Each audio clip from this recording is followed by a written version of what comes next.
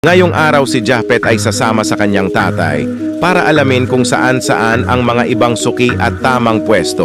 Kung sakali na si Japet na lang ang mag-isa sa pagtitinda ng siomai, siya ay makakabili ng bilyaran kaagad-agad na nagkakahalaga ng 100,000 pesos. Biro lang tang ina ka talaga. Naniniwala ka agad ang talagang bibilin talaga ni Japet ay isang malaking bahay para sa kanyang pamilya na nagkakahalaga ng 1 million pesos. Joke lang yon, pinapahirapan talaga ako ni Japet magsalita. Dapat si Japet nagsasalita dito, hindi ako. Dapat yun na! Sinaulan! Uy, bata ako! Ay! Ay! Ay! Ngayon si Japet ay napatulala na lang dahil sa sobrang lakas ng ulan. Makalipas ang ilang minuto, hindi pa rin nagbabago ang lakas ng ulan.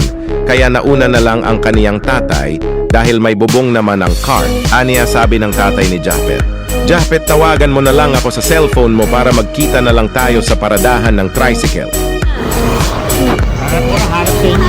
At may nakita na nakakamangha si Japet na isang parang tindahan na bibigyan ka daw ng pera kapalit ng mga gamit na mga napapakinabangan pa. Ibibenta ko sa cellphone na daw. Ibibigyan natin dyan. Tingnan mo. SMST. Boom. Pero ibibigay mo to ang goma. Bibigyan ka ng 5 piso. Kaya nakapulot ka ng piso. Pwede mo siyang ipalit sa 20. Ganun. Laser, no? Di ko naman nagagamit yung laser. Di naman nagagamit yung laser. Hindi. Ibenta natin dyan. Bibigyan tayo ng isang libo. Sa sobrang daming bumili ng siomai ay muntikan ng magkaubusan ng siomai. Kaya minabuti ko na lang na pumunta muna ako ng samyupsalan. Bago pa pagkaguluhan ng mga tao si Japet, muntikan pa nga siyang mapagkamalangsi. Daniel Padilla. Dahil sa kanyang pananamit at kilos, siya ay marami ng fans. Ingit si Japet. Hindi makabili. Hindi, naingit ka. Tignan mo. Tignan mo yung mga ano din, noodles dun, oh. Gusto ko, pilit ko lahat yan. Oh! Pumasok ka. Wala. Magtayo ko. Bastos na. Kuyari, binili ko yan. Wala na silang kakainin. Eh, bumili ka na kagad kahit kahit isa lang. Ayoko. Gago ka. Nagtitipid ako, tama.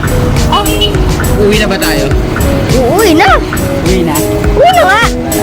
Ngayon ay sa wakas uuwi na si Japet dahil ubos na ang kanyang siomai. Si Japet ay naglalaro sa kalsada, wag yoto gagayahin, mapapahamak kayo. Baka matulad kayo dito sa ginawayang skid-skid na dulas ang kanilang ulo at pumalo sa bato, panoorin. At dito na nagtatapos ang video. At kung gusto nyo pa ng ganitong klaseng content, suportahan nyo naman si Japet dahil hindi nyo lang alam kung gaano kahirap mag-edit ng ano ba yun? Vlog pala. Ha ha ha ha ha ha ha. Ganyan talaga ang AI, mahirap tumawa. Huwag mo ko subukan, Japet, baka birahin kita dyan. Joke lang, Lord! Prino-promote ka na nga ng AI, ganyan kapag gamitan kaya kita dyan ng fire breathing technique. Oh no, nasunog ako, Lord! By the way, ako'y mamamaalam na mga bata, hanggang sa muli. Paalam!